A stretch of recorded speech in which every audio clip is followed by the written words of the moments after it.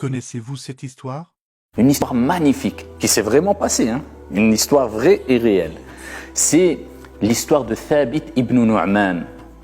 Qui est Thabit ibn Nu'man? Qu'est-ce qu'il a fait? Qu'est-ce qui s'est passé? Écoute-moi bien et concentre-toi. Alors un jour, il y avait cet homme qui s'appelait Thabit ibn Nu'man, radiyallahu an, qui marchait et il a été pris d'une soif intense et d'une faim. Il avait faim. Il commence à chercher autour de lui, est-ce qu'il n'y a pas quelque chose à manger, des fruits, est-ce qu'il n'y a pas une rivière? Et le voilà qui voit ici une rivière. Donc il va, il s'abreuve, il boit, alhamdulillah. Mais il a faim. Il regarde à droite, à gauche. Qu'est-ce qu'il trouve? Il trouve des pommes sous un arbre. Il s'empresse de saisir une pomme, il la prend et il la mange. Rien d'exceptionnel.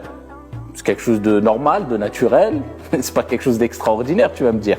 Ok, écoute bien ce qui se passe après.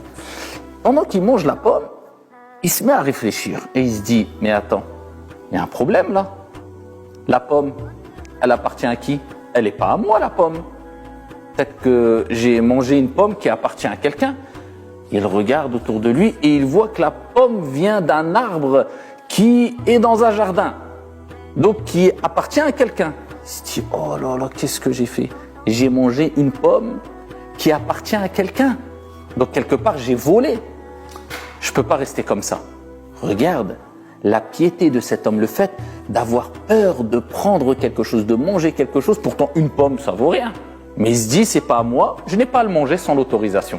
Ça, c'est les gens qui ont peur de voler les choses, de prendre des choses qui ne leur appartiennent pas.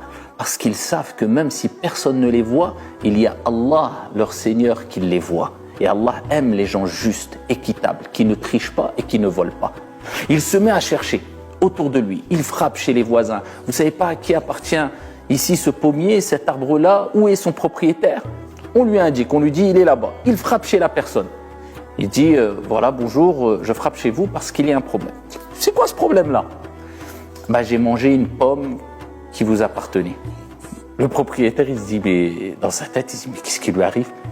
Pour une pomme, il vient frapper chez moi et me dire, j'ai mangé une pomme. Pourtant, lui, il se dit, mais sérieux, manger une pomme, il y a un pommier qui a fait tomber des pommes, ils sont à la portée de tout le monde, n'importe qui peut passer, manger une pomme, c'est pas trop grave. Mais il dit, celui-là, cet homme-là, il m'intéresse. Il a l'air très bon, très juste, très équitable. Je vais le tester. Il dit, je te pardonne pas. La personne qui a mangé la pomme, pris de panique, comment ça tu me pardonnes pas? Il dit, je te pardonne que sous une condition. Que si tu acceptes une chose, je te pardonne. Il dit, pas de problème, ce que tu veux. Moi, le principal, c'est que tu me pardonnes. Je veux pas avoir de compte à rendre auprès d'Allah.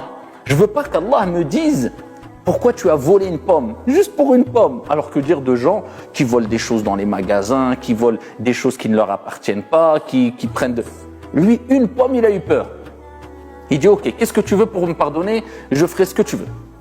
Il dit, la condition, c'est que tu te maries avec ma fille. Il dit, attends, tu me pardonnes si je me marie avec ta fille? C'est plutôt un cadeau. C'est pas une punition, ça. Tu me donnes ta fille pour me marier avec elle et tu me pardonnes. Il dit, j'accepte. Il dit, attends, par contre, il faut que je te dise quelque chose. Ma fille, elle est sourde. Ma fille, elle est aveugle. Et ma fille, elle est muette. Elle ne parle pas. Là, ça devient problématique. Il se dit, attends, il faut que pour qu'il me pardonne, que je me marie avec sa fille qui est sourde, muette, qui ne parle pas, qui est aveugle, qui ne voit pas, qui n'entend pas.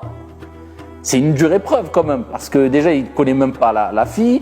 Il se dit, je ne sais pas comment elle est physiquement, est-ce qu'on va s'entendre, est-ce qu'elle me plaît? Mais en plus, elle est sourde, muette et aveugle. Ça ne veut pas dire qu'on critique quelqu'un qui est sourd, ou quelqu'un qui est muet, ou quelqu'un qui est aveugle. Non, mais lui, il était dans une situation où il ne connaît même pas la personne, et en plus, elle n'est pas que sourde ou que muette ou qu'aveugle, elle est sourde, muette, aveugle, il ne la connaît pas. Donc lui, il s'est dit, peut-être qu'il y a encore d'autres choses qui me cachent en plus. Mais il dit, écoute, moi, le principal, c'est qu'il me pardonne. Le principal, c'est que je ne prenne pas de péché. Il dit, j'accepte. Donc, il prépare tout pour le mariage, etc. Donc, le jour où il devait se marier, où il devait rencontrer sa future épouse, vient. Lui, il s'en remet à Allah. Il dit, la hawla wa la quwwata illa billah. C'est une parole qui est bien de dire souvent. Parce que dans cette parole, tu rappelles qu'Allah, il change les situations. Quand tu es dans une mauvaise situation, quand tu dis « La hawla wa la quwwata illa billah », Allah va changer ta mauvaise situation en une bonne situation. Ton problème en une joie, incha'Allah. Donc lui, il s'en remet à Allah et il dit tout ce qui vient d'Allah, alhamdulillah. Moi, je suis sur le chemin de Dieu, le chemin de la vérité, le chemin ici de l'honnêteté. Il dit la hawla wa la quwwata illa billah. Alhamdulillah ala kulli hal. C'est une épreuve, je l'accepte. Et voilà le jour vient, le jour J, où il rencontre son épouse. Il rentre auprès de son épouse et il la voit et il voit une très belle femme qui allait être son épouse. Il est pris d'étonnement, il dit subhanallah. Donc entre guillemets, il n'y avait pas à trop s'inquiéter. C'est une femme qui est en face de moi que je vais épouser, qui est magnifique, qui est très belle. Et il lui dit assalamu alaikum wa rahmatullahi wa barakatuh.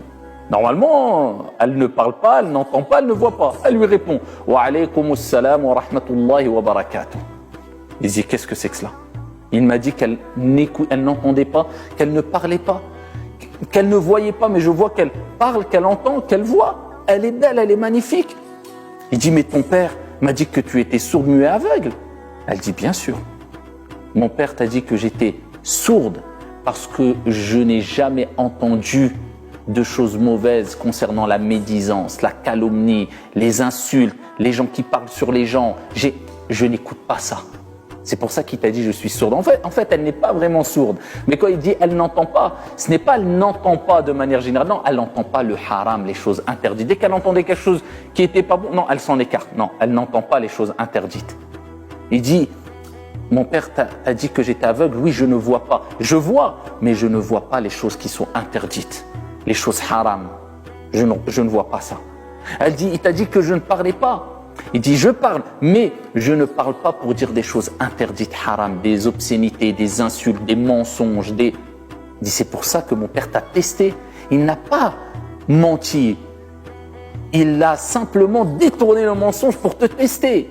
Je vois, je parle et j'entends et je suis en face de toi, mais j'entends pas les choses interdites. Je ne vois pas les choses interdites et je ne dis pas des choses interdites. Regardez comment Allah l'a testé et regardez comment Allah récompense celui qui prend un chemin droit et de justice et qui est honnête, même s'il sait que au début ça va être dur ou il aura des épreuves qui vont être difficiles, mais le résultat, Allah n'abandonnera jamais une personne qui a été juste, qui n'a pas volé, qui a dit la vérité, qui a toujours été bon et honnête. Et ils se sont mariés et parmi leurs enfants, ils ont eu un enfant. Regardez, les gens pieux, les gens bons, quand ils se marient, ça donne quoi? Ils ont eu un enfant qui s'appelle Abu Hanifa, qui est un des plus grands savants que cette terre ait connu. Un des plus grands imams qu'il y a eu. Il y a eu plein de grands imams, de grands savants. Mais il y a eu 4 grands savants, retiens ces noms-là. 4 grands, très grands savants. Qu'Allah subhanahu wa ta'ala, ou dont Allah a béni, il a mis la baraka dans leur science jusqu'à ce que le monde entier les connaisse. Il y a eu Abu Hanifa, il y a eu l'imam Malik, l'imam Shafi'i, l'imam Ahmed. Ces 4 grands savants. Et parmi ces 4 grands savants, il y avait Abu Hanifa, qui est le fils de Thabit ibn Nu'man et de cette femme pieuse. Vous avez vu, Allah leur a donné un enfant pieux et vertueux dont tout le monde parle aujourd'hui. Pourquoi? Il a été honnête. Eh bien, il s'est privé d'un fruit ici-bas. Allah lui a donné un meilleur fruit, un enfant pieux et une belle récompense, Inch'Allah, dans l'au-delà.